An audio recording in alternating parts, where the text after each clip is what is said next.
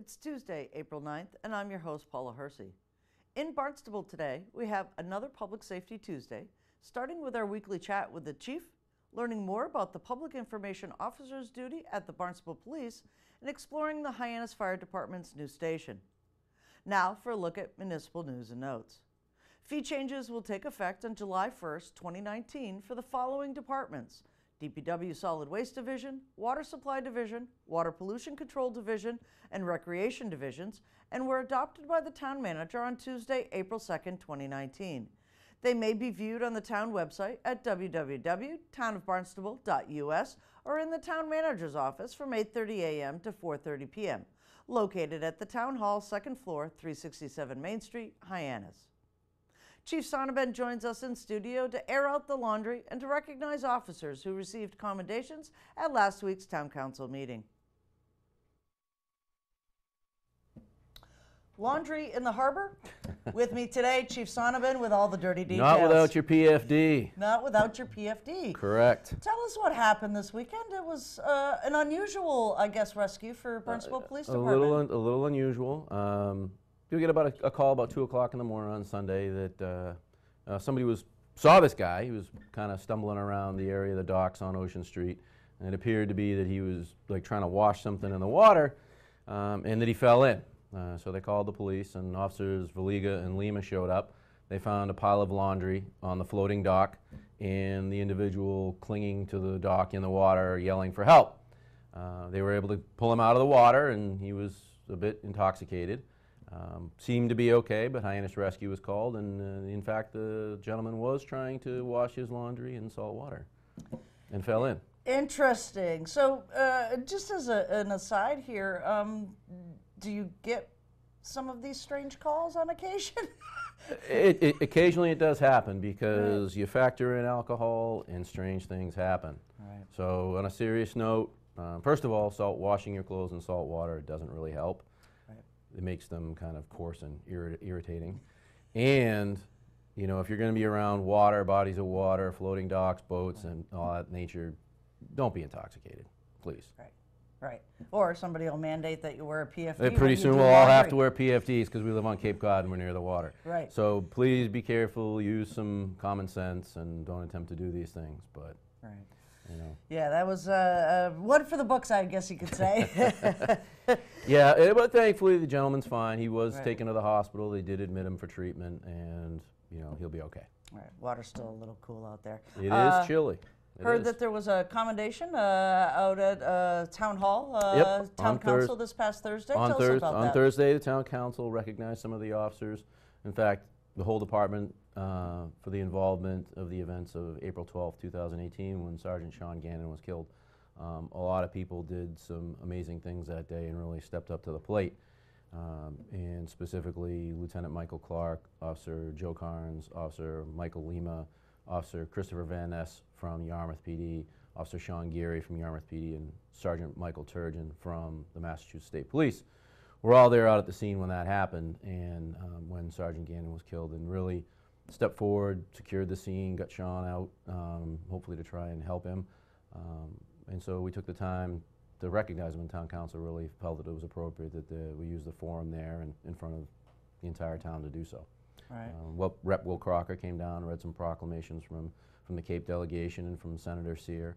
Town Council presented some medals and some stuff, and I also thought it was appropriate to take the time to thank just all the officers that were working that day, because no matter their roles, everyone had a part to play that day, and in the days that came after, you know, when there were services and everything else, people volunteered to work, came in to help out, and the biggest impact of that is that, you know, that day that happened, people who were off duty in other areas of town weren't even there, came in, got ready to go to work. We didn't have to call anybody, and they just all came in to do their job because they knew that something had to happen and they needed to do some work that day. And they left their families and came in. And over the next, even today, you know, you're still having conversations with your kids and your spouses about the realities of this job that can, you know, you think, you know, not on Cape Cod, but that's the reality. And even though dealing with that, they still come in and they serve this community every day without question.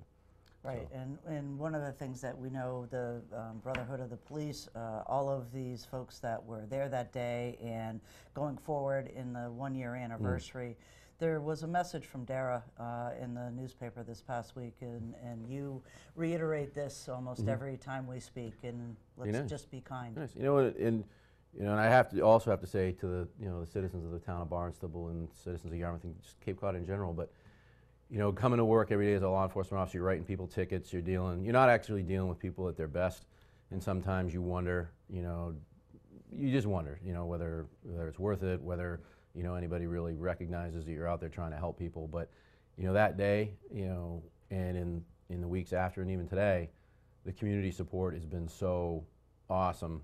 I just want to say thank you to the community, not just the people who work inside the building where I am, but everyone we see every day, and they still say thanks, and we appreciate it. Well, thank you for your service, obviously, and it'll be a tough week, I know, for the department, as you remember Sean 1 year later. And your message is be nice. Be nice, and stay out of the water. And stay out of the water. Thanks, Chief. What does a public information officer do? How are events and investigations communicated to the general public, and when? Sergeant Eric Driftmeyer, PIO for the Barnstable Police Department, joins us for an in-depth look at the position. What does the public need to know, and when do they need to know it? With me today, Public Information Officer for the Barnstable Police Department, Sergeant Eric Driftmeyer. Welcome to the show, Eric. Thank you for having me, Paula. Appreciate it. Public information, when do you tell people things and when do you don't? There's been lots of instances where people say, well, geez, we should have known this, or why did they release that information now? Tell us a little bit about what your job is as a PIO. Well, basically, as the public information officer, I kind of manage the public information that needs to get out to the public, and what format that goes out in, and what is proper to disseminate and what may not be. We certainly have guidelines that we work within, and those parameters come from both the state and federal level in terms of statutory restrictions on certain types of incidents, and our own policies and procedures, where we try and balance between the public's right to know and their need to know information, and our ability to preserve information for purposes of investigations and prosecution and following through on cases.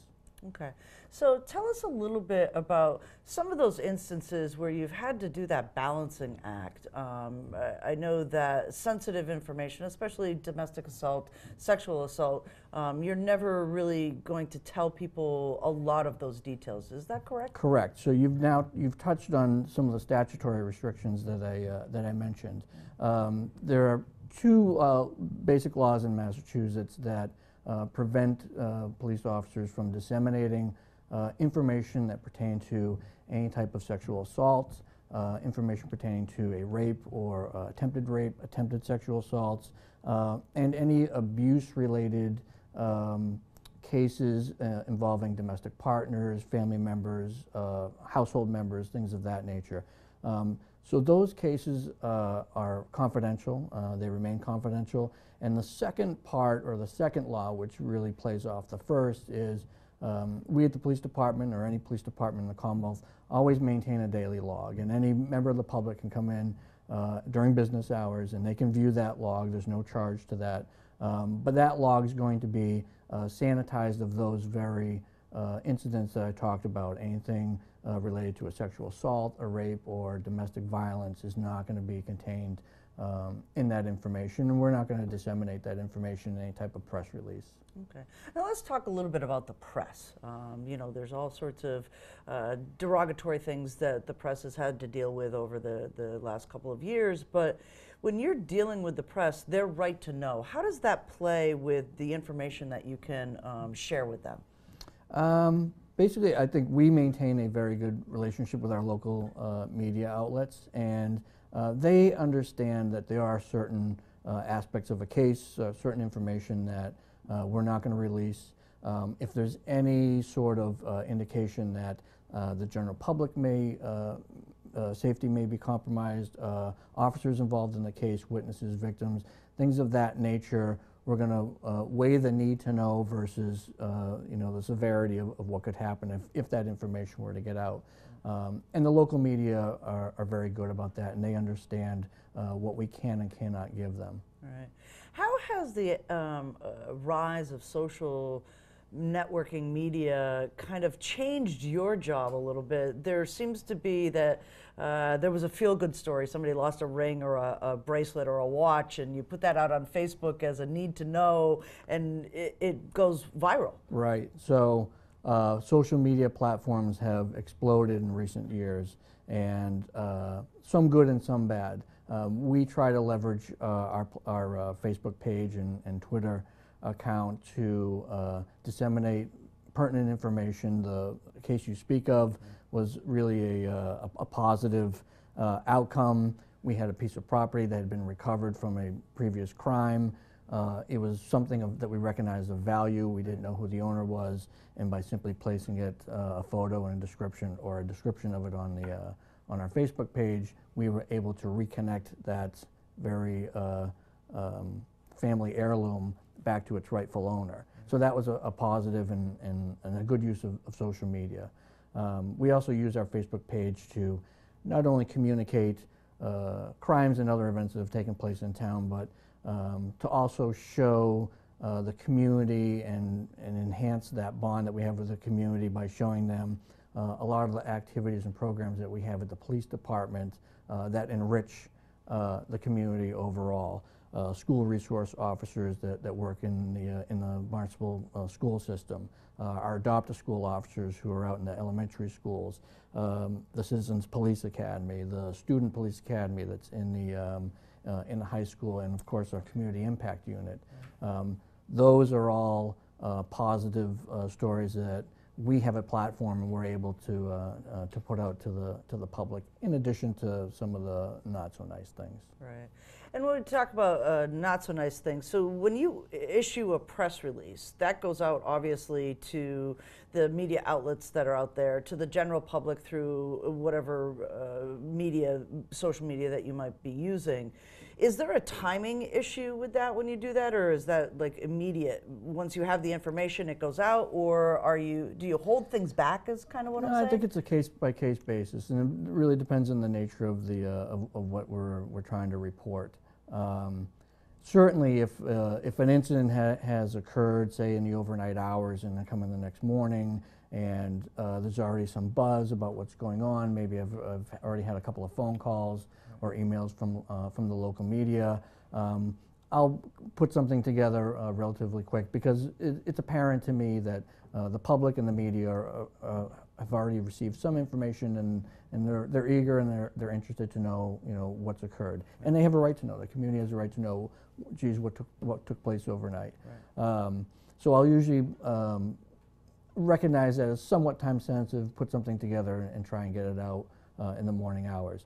Other types of press releases that you typically see, which are the culmination of a long investigation, typically something narcotics related. A lot of the information is going to come from our investigative unit, and that's a much slower process, and we're basically reporting to the media and to the community what's transpired over a longer period of time, and this was the end result. How does this work on the hierarchy of chain? So do you report to somebody else, or do you report straight to the chief? The chief is ultimately responsible for all public information. Right. I basically, as the PIO, act as his designee. So my job is to kind of manage that information within the parameters that we discussed, decide what's relevant, what should go out, and to coordinate. If we were to hold a press conference for something, I would coordinate that effort, and to be a spokesperson of the police department. But the ultimate responsibility lies with the chief, and I report directly to the chief. And to kind of like wrap this up, what do you want the general public to understand and know about this position and about the information that's released from the police department? I think the public should know that the Barnstable Police Department puts forth a great effort to maintain a strong relationship with the community, and the PIO position is really a part of that effort. I already mentioned some of our other programs that engage in outreach with the community, whether it's through the schools or through the Community Impact Unit and the Citizens Police Academy. The PIO is a part of that puzzle. We maintain, I maintain the social media platforms, and through that we're able to leverage a lot of what we do and communicate that with the public. It's really a part of the effort to gain some legitimacy with the community, build that trust, and maintain that level of support. Fantastic. Thanks so much All for right. joining us Thanks today. for having me. Thank you very much. The Hyannis Fire Department's new firehouse is almost completed, and we pulled this show out of the archives to give you a glimpse of the new operations center for the busiest fire department in the town of Barnstable. Stay tuned for a look at the final phase, the new garage, on next Tuesday's Barnstable Today.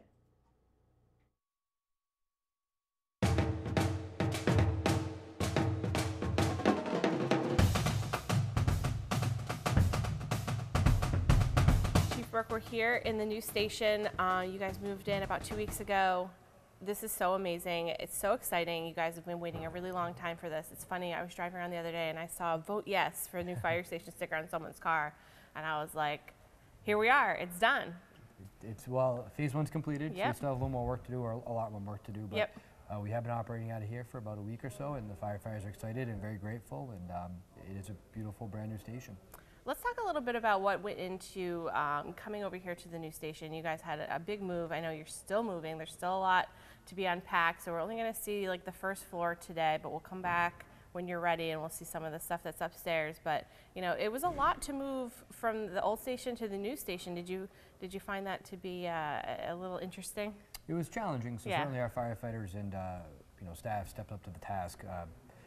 So it's a little bit like moving a home in the sense you have to move all your stuff over, but importantly for us, we had to continue operating, so we had to move all of the apparatus, all the firefighters' gear, all of their equipment, and also in 2018 systems. So we had to move our phone system and have the phone lines moved over, and our IT support. So a lot of moving parts. We moved last Tuesday and Wednesday.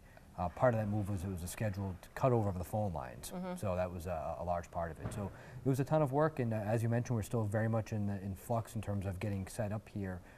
But we're, again, happy to be here. Right, just like you said, it's like moving into a house. You know, you don't move in one day. It Precisely. Definitely takes some time. You're going to slowly unpack things. You have a lot more space over here, so I bet it's a lot of figuring out where things are going to go, because now you have, I mean, the storage I've seen already is amazing. So trying to figure out the best place to keep things. We are fortunate because there's still 2 phases of construction left. We're still trying to figure out where things are today and where they'll be, next spring when the building's finally completed. Great. So we're in the apparatus bay right now, which, wow, compared to where you were keeping your equipment before, it was so cramped. The ceilings were, a lot lower. You couldn't quite fit everything in and out easily. But this is amazing, and you're able to fit every piece of equipment in here, and you have doors on either side. Correct. So you don't have to move one truck to get another truck out. Is that correct? Correct. So we don't have space for everything yet. That will be when Part the of phase last 2. phase is completed. But we do have most of our equipment inside, and yes, we can now essentially respond without having to manipulate different equipment and move things out of the way. So we're going to have a little bit of a challenge over the winter in terms of getting everything under cover, but we have some solutions to that we're working on. Wonderful. Should we walk around and kind of check things out? Sure. I think it'd be great if we showed you the kitchen and then the house watch area, and we'll show you where the guys are spending their time and the firefighters are training and getting ready to respond. Wonderful. Awesome. So we're here in the ready room, and wow, I wish this was my kitchen at my house. I actually never saw your space in the old station because I know it was kind of not the greatest. But I saw a picture of it the other day, and this I would say is a major upgrade for you guys. It's certainly a step up. So Yeah. the old kitchen was in the basement of the firehouse. So this is essentially where the firefighters spend any downtime they have, which here is not all that frequent, but this is where they have their meals together and where they actually accomplish some training. And where they do their morning briefings and establish the plan of the day and kind of work through what they need to do.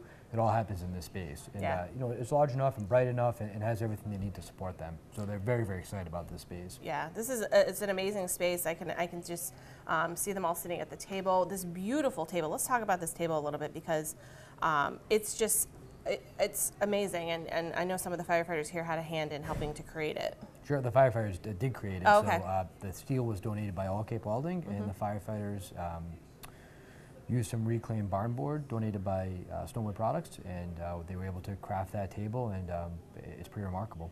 So I know in a lot of the spaces we've been in so far today have these TV screens, and they kind of are everything that could be going on right now in the station, and they're a way for the firefighters to know who's out, who's in, what the weather looks like. So let's talk a little bit about those screens. So one of the things we're attempting to do is leverage technology to help gain situational awareness, understand what's going on in the community and within our own department.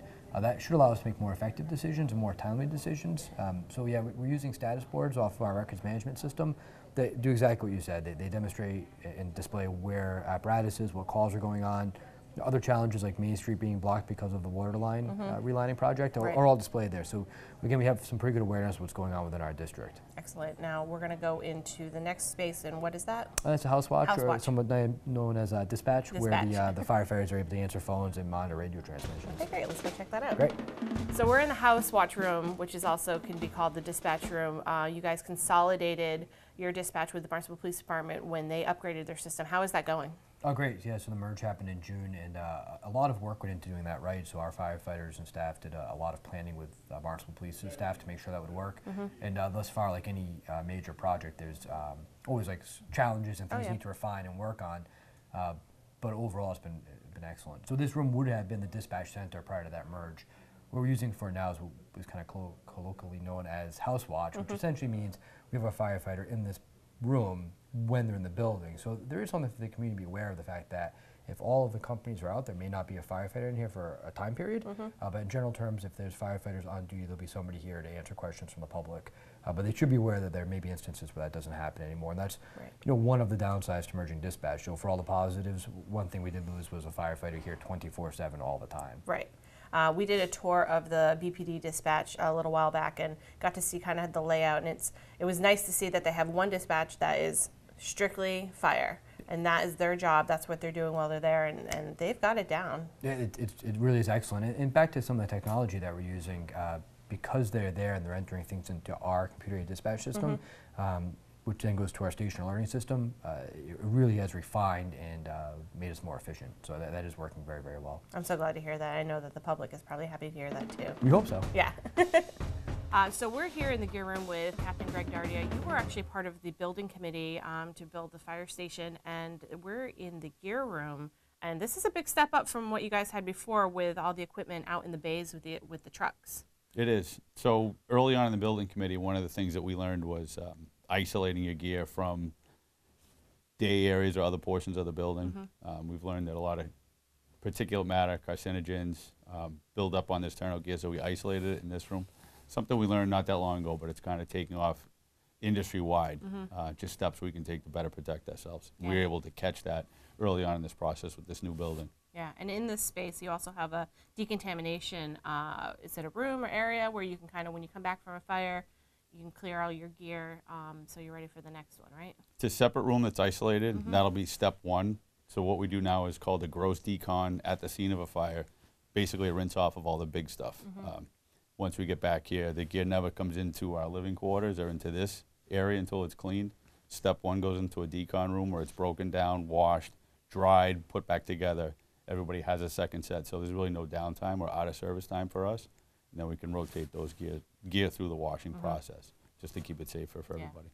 This is definitely a step up. I know before you had the gear in the bay with the trucks on almost like rolling racks. So I'd say this is pretty nice. Everyone has their own space. They have shelves. They've got, it looks like they got a pretty good amount of space to keep all their gear, and they're ready to go at a moment's notice, which is what it's all about. With the firehouse, it's all about response time. You know, early on in the conversations we had designing this building, you really need to make the layout that maximizes our response time, or minimizes, I should say. Yeah. So locations and pathways. We actually closed off a pathway from this gear room right to the kitchen. The turnout time would have been better, but the issues we've discovered with the turnout gear and the contaminants, you know, we reduced that, but also kept it central to maximize that response time. You know, so there's a lot that goes into it. Earlier days, the stuff was right next to the apparatus. That's the quickest, Right. you know, most logical place to have it. But, you know, as we learn and get better, we can kind of do both. Some equipment involved with that decon stuff, but yeah, this is a huge improvement over how it was. Just more space. We'd have guys elbowing each other. Oh, before yeah. trying Oh, to get yeah. dressed. Yeah. And this is a really great centrally located space because right outside this door is the dorms. Right outside the door at the end of the hall is the bay. So, I mean, it's in a good location, so it's not too difficult to get to. And the station is pretty easy to maneuver through, so hopefully it'll all work out. Yeah, a lot of thought went into it by, you know, all the members here, through the committee. You know, it makes sense. Everything is in its spot for a specific reason. And, you know, we've only been in about a week or so, but it's all making sense right now. Good, great. It is. And you're going to show us one of the dorm rooms, so let's go check one of those out. Absolutely. So the way the bunk rooms are laid out is, compared to our old station, was one big mass area, sleeping dormitory, kind of traditional then, but 2 individual bunk rooms, basically gender neutral. You know, we have a mixed workforce. So gender neutral bunk rooms and bathrooms, changing area outside that's separated by a door. We do have room for expansion if our manpower ever increases in the future, which it should. Storage for bedding, linens, everything you see is simple, durable, you know, big enough. The locker room, same thing, an improvement over there. We have a little more storage.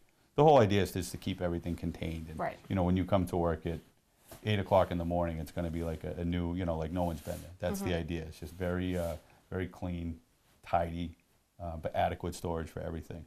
So it Yeah. looks like you have what, you know, you could have 6 people assigned to each dorm room. Correct. Again, storm coverage, we have bed space for the shift. As they increase, they start doubling up. So if we add for storm strength or any other thing, they start doubling up. The capacity is there. Okay.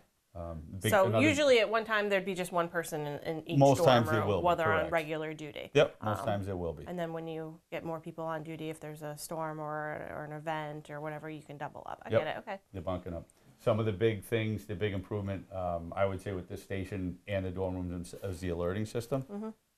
It's a soft ramp up. There's been tons of studies done on, you know, being woken up by a loud or Right. sudden, you know, that's just the way it was. Softer lighting, gradual ramp up of audible voice speakers, night lighting, red lighting, a lot faster. I won't get into dispatch, some of the improvements there, but just a lot more efficient compared to the old building. Excellent. Dependable equipment, accurate, audible. Yeah, huge Yeah. improvement over the previous station. Right, and it's, you know, these are beautiful rooms. It's not like the firefighters are spending a ton of time in here, but when they are in here, you know, they have their own bedding, they can put their own sheets on, their own blanket, you know, have the comfort level be what they want it to be for when they're well rested and ready to go out and do Yep. what they need to do. Again, a lot of thought went into, you know, the actual layout of it. How do you fit 12 people into, you know, an area like this? Right. But, So there's 12 dorm rooms? yeah. Wow. Yep. That's awesome. Yep. Very cool. Comments, suggestions, accolades? Connect with us on Facebook, Twitter, and Instagram. Email us or send us an old-fashioned note by carrier pigeon. Channel 18 works for you. I'm Paula Hersey, and thank you for watching Barnstable Today.